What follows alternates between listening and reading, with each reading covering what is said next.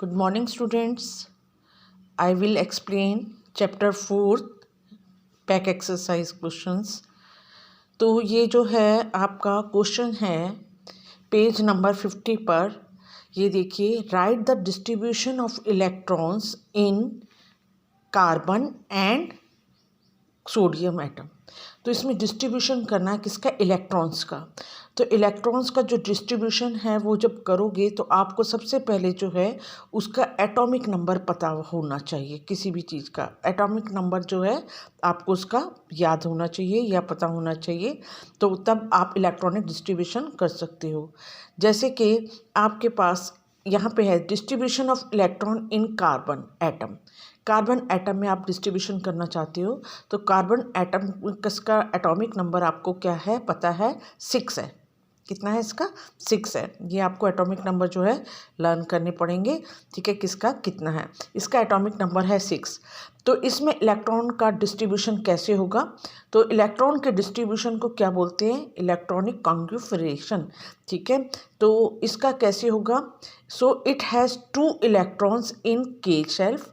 आपको पता है कि आपको आइसो जो बोर प्रिंसिपल था उन्होंने 2n² के हिसाब से इलेक्ट्रॉन का डिस्ट्रीब्यूशन बताया था। तो 2n², n means number of shelf.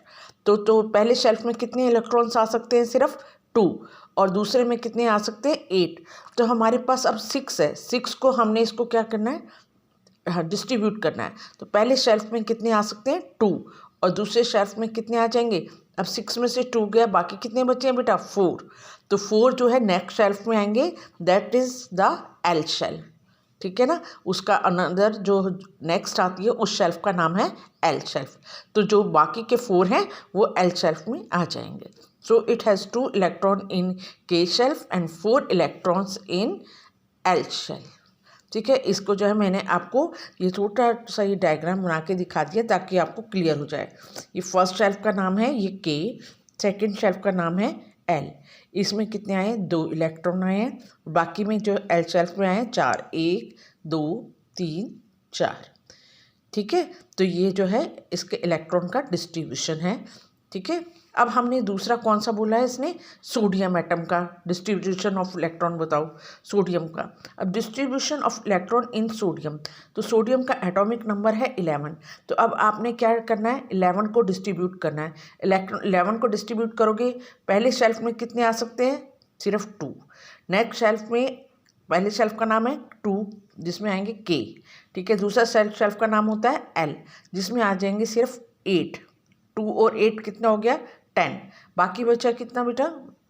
हाँ, रिमेनिंग इलेक्ट्रॉन्स 1 बचा है। तो 1 जो है वो नेक्स्ट शेल्फ में आ जाएगा। तो के शेल्फ में आएंगे आपके 2। ये देखो यहाँ पे दिखा रखा है मैंने। के शेल्फ में आ जाएंगे सिर्फ 2। नेक्स्ट शेल्फ में आए हैं आपके 8। ठीक है, और नेक्स्ट शेल्फ है एम, इसमें आया सिर्फ 1। तो इसका इलेक्ट्रॉन डिस्ट्रीब्यूशन क्या हुआ? 2 8 1। ये अकॉर्डिंग टू एटॉमिक नंबर होता है। एटॉमिक नंबर आपको पहले पता होना चाहिए, जैसे सबका। इसका एटॉमिक सोडियम का कितना था? 11। ठीक है, क्लियर है। अब नेक्स्ट क्वेश्चन आते हैं। अब नेक्स्ट क्वेश्चन कहता है if K and L shelf of an atom are full.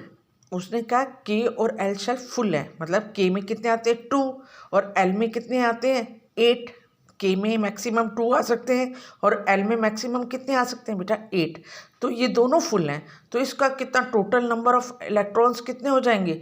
2 और 8 कितना हो जाएगा? 10। तो इसमें देखो कंप्लीटली फिल्ड के एंड एल शेल्फ 2 एंड 8। तो ये कितना बन गया? 2 एंड 8। इलेक्ट्रॉन की कंप्लीट कितनी होगी? है नंबर 10। ठीक है, दोनों फिल हैं। 2 अगले उसमें और नेक्स्ट में 8। 2 कंप्लीट होते हैं फर्स्ट शेल्फ में, 8 कंप्लीट होते हैं नेक्स्ट शेल्फ में। तो 2 और 8 जो है 10 हो गया। अब नेक्स्ट क्वेश्चन है वैलेंसी वाला। इसको आप ध्यान से समझ लो कि वैलेंसी क्या होती है। ठीक है, वैलेंसी कैसे निकालते हैं? वैलेंसी है combining capacity of an electron is called valency. Valency जो होती है इलेक्ट्रॉन किससे कितना कंबाइन कर दे सकता है। ठीक है, तो उसको बोलते हैं वैलेंसी। तो अब हमने निकालनी है इसमें how will you find the valency of chlorine sulphur and magnesium. किस तरह से आप क्लोरीन की, सल्फ़र की और मैग्नीशियम की वैलेंसी निकालोगे। तो वैलेंसी सबसे पहले हम निकालते हैं क्लोरीन की। क्लोरीन की वैलेंसी है तो इनका भी हमें सबसे पहले जिस चीज़ की भी वैलेंसी है तो हमें एटॉमिक नंबर पता होना चाहिए। तो इसका जो एटॉमिक नंबर है क्लोरीन का है जो है वो एटॉमिक नंबर इसका है 17। ठीक है, क्या है बेटा, atomic number of chlorine is 17 है। तो इसका इलेक्ट्रॉनिक डिस्ट्रीब्यूशन क्या होगा, इलेक्ट्रॉन का डिस्ट्रीब्यूशन होगा इसका पहले में 2 है ना, के शेल्फ में 2 आएंगे, एल में क्या आएंगे 8 और बाकी 2 और 8 10 और बाकी बचे 7। तो 7 नेक्स्ट शेल्फ में आएंगे। तो जो ये 7 है ये कंप्लीट नहीं है बेटा, ठीक है ना। कंप्लीट कब माना जाएगा, तब ये 8 हो जाएगा तो ये कंप्लीट माना जाएगा। तो इसका मतलब इसको कंप्लीट होने के लिए बेटा क्या चाहिए, 1 इलेक्ट्रॉन चाहिए। तो ये 1 इलेक्ट्रॉन किसी से लेगा तो इसकी जो है ये कंप्लीट होगा। तो इसकी जो वैलेंसी हो जाएगी -1। जब कोई चीज़ लेता है तो वो माइनस में होती है, जब कोई देता है इलेक्ट्रॉन तो वो प्लस में होता है। ठीक है, तो इसको 1 इलेक्ट्रॉन चाहिए अपनी कंप्लीट करने के लिए, ये अपना ऑर्बिट शेल्फ में है कंप्लीट करने के लिए 1 इलेक्ट्रॉन चाहिए। तो इसलिए इसकी वैलेंसी क्या होगी, -1। क्लोरीन की वैलेंसी कितनी हुई, -1। इलेक्ट्रॉनिक नंबर जो एटॉमिक नंबर 17 था, 17 को डिस्ट्रीब्यूट किया 2 8 7 में, तो इसलिए इसको 1 चाहिए तो इसकी वैलेंसी -1 होगी। अब है वैलेंसी ऑफ सल्फ़र।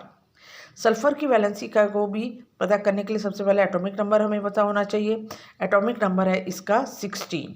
तो 16 का आपका इलेक्ट्रॉनिक कॉन्फिगरेशन या उसको डिस्ट्रीब्यूशन भी बोलते हैं। तो क्या होगा 16 का, 2 फर्स्ट में आए, 8 सेकेंड वाले में आए, बाकी बचे 6 अगले में। तो 2 8 6 क्या बन गया 16। अब हमारे पास 6 जो है शेल्फ, इसमें कितने की कमी है हमारे पास, इसको कंप्लीट होने के लिए 8 होना ज़रूरी होता है कंप्लीट होने के लिए। तो इसके लिए इसको 2 इलेक्ट्रॉन्स की कमी है। तो ये 2 इलेक्ट्रॉन किसी भी पास वाले एटम से लेगा तो इसलिए इसकी वैलेंसी क्या आएगी, जो लेता है हमेशा उसकी वैलेंसी माइनस में होती है। तो इसकी वैलेंसी क्या आएगी, -2। क्लियर।